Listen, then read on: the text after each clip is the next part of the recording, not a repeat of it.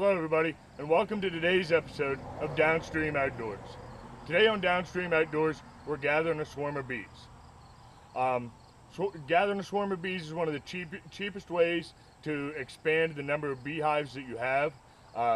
Swarms can happen for any number of reasons. The queen may be getting old and the swarm decides it's time to replace her, in which case she'll leave.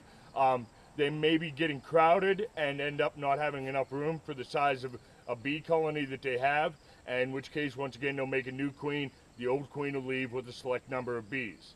The reason you may never know each time you go out and gather up a swarm, but with the price of a swarm to buy off of another beekeeper being rather expensive, for anybody who wants to do this on a low budget, this is the easiest way to expand the number of hives that you have.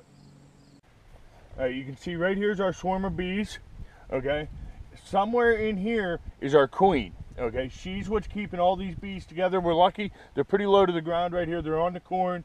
So somewhere in here is the queen. What we're going to do is we're going to bring a box over and we're going to scoop the bees up. We're going to drop them in the box, try to get the queen to go inside the box. If we can get the queen to go inside the box and accept that as her new home, the rest of the bees will follow. And that's what we're looking for.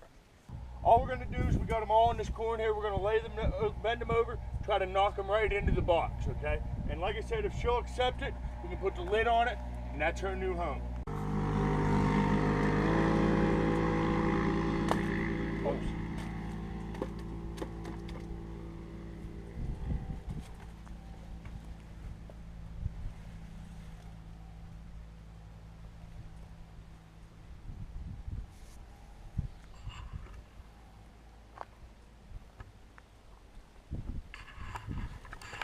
As you can see, they're starting to work their way down in.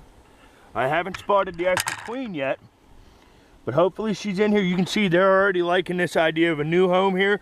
What we got here is we got the nice frames with already drawed out comb so that they're ready to move right into home and start laying eggs, start producing honey, which is what we want out of them. All right, we're pretty confident that she's in there. They're in there, they're working their way around, they're starting to work things up. So we're just going to lit her up, let her get comfortable to this place. We'll come back and get her later. And there you have it. This was just a real small cluster of bees this time. We got them boxed up.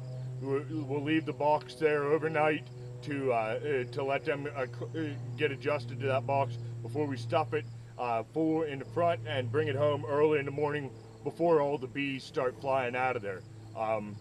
Now the rule of thumb with moving beehives is this: you should never move them more than 3 feet or less than 3 miles.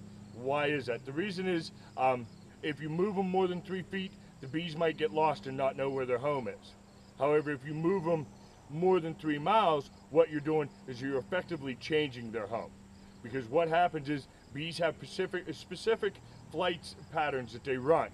And if you move a bee less than 3 miles, they may actually intersect with one of their old flight paths and get confused and go to where their old home was. Okay, so by relocating the bees more than 3 miles, you've completely wiped out your old flight paths. They have to build new flight paths and realize that this is their new home. Like I said, this is one of the easiest ways to expand your apiary.